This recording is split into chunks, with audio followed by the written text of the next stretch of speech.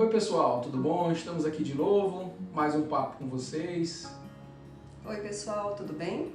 Hoje a gente vai falar da sociedade de porcelana, uma geração dentro da geração Z que é muito bonita, porém muito frágil.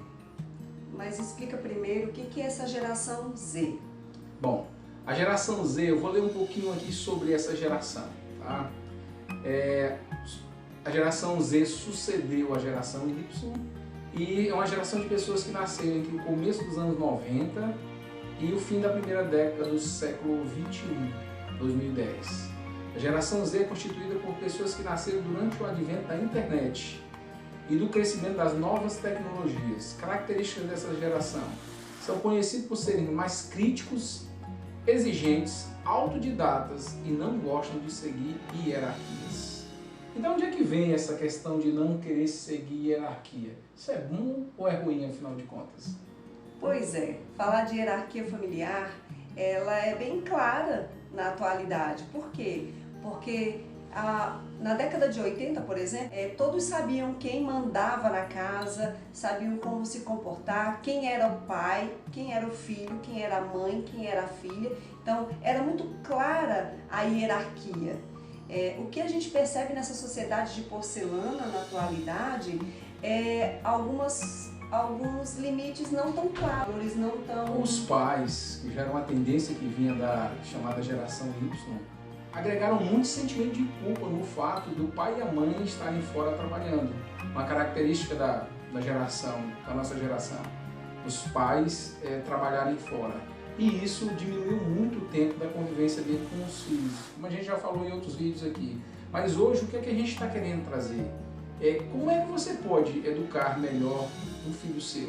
Como é que você pode fazer com que ele esteja envolvido na questão familiar, de modo que ele possa agregar, que ele possa ser um bom filho e, consequentemente, depois um bom marido e um bom pai.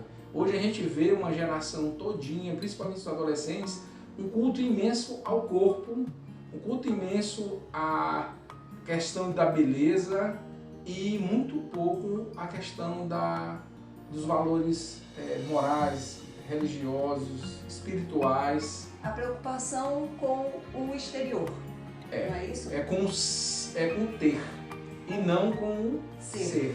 Exatamente. O que está sendo feito para a pessoa ser uma pessoa melhor? E aí a gente verifica que é uma sociedade muito frágil que a gente está criando.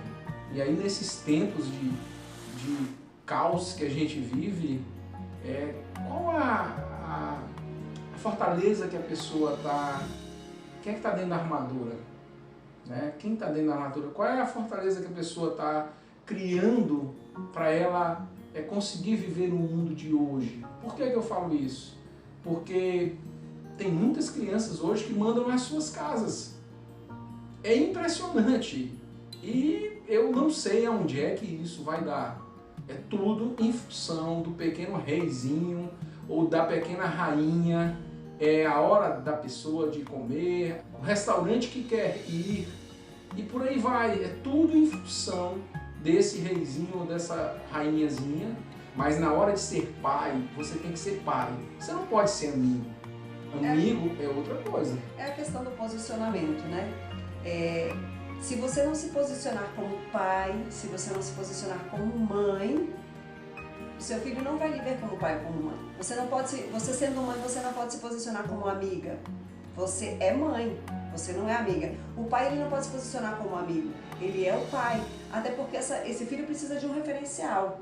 E quando o Sérgio fala na questão de esse pequeno rei mandar na casa, começa desde o controle remoto da televisão, o canal que vai ser assistido, são coisas...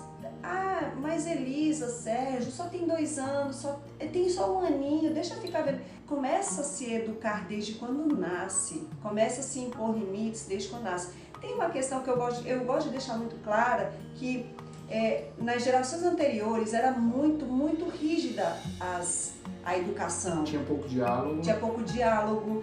O pai vinha e ele colocava a sua vontade acima de qualquer outra vontade. E hoje é o contrário do que se viu naquela época. E o que pode acontecer? O que poderia acontecer? Pegar o que tinha de bom nessa educação de antigamente e juntar com a educação de hoje. Porque querendo fugir dessa, por exemplo, nós que somos da década de 80, querendo fugir dessa educação muito rígida, a gente vai para um outro extremo, que é o quê? Liberdade demais, autonomia demais e falta de direcionamento dentro do lar. E uma fragilidade imensa.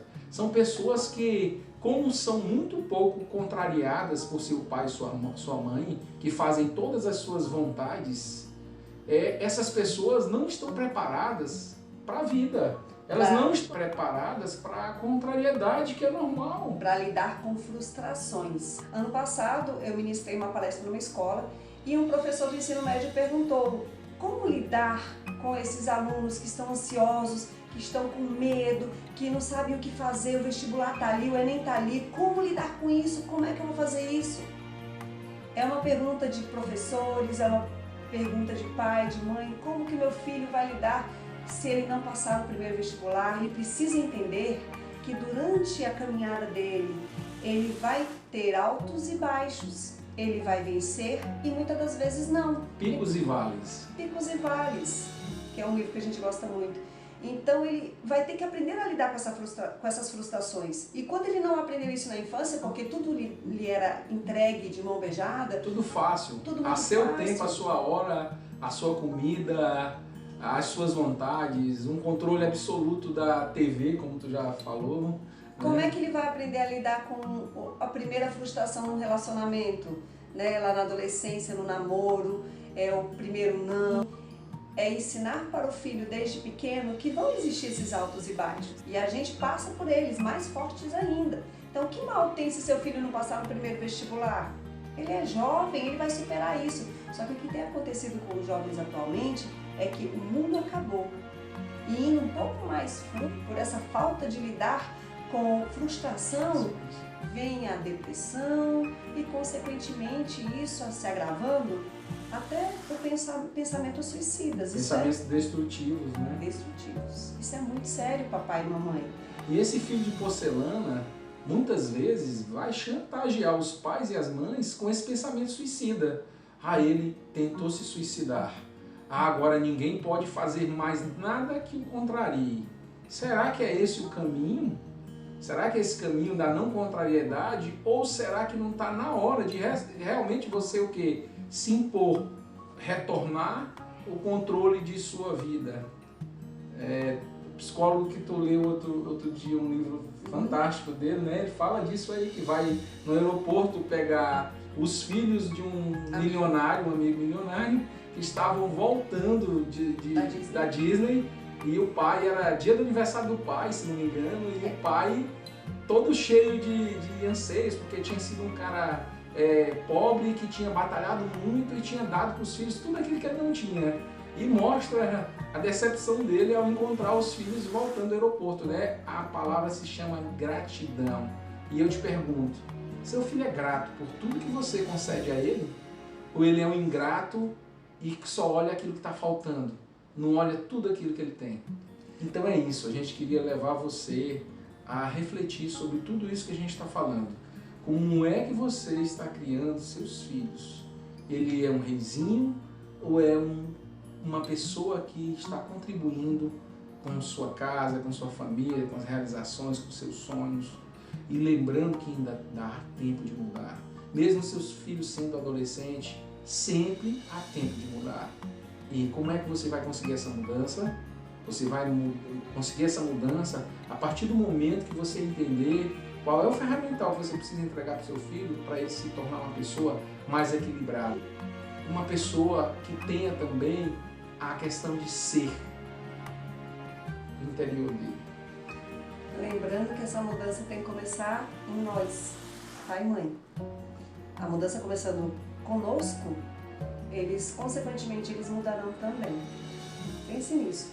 E se você tiver alguma dúvida, se você tiver algum comentário para fazer, deixa anotadinho aqui que a gente vai responder a todos. Com muito amor e carinho. Até logo. Até logo.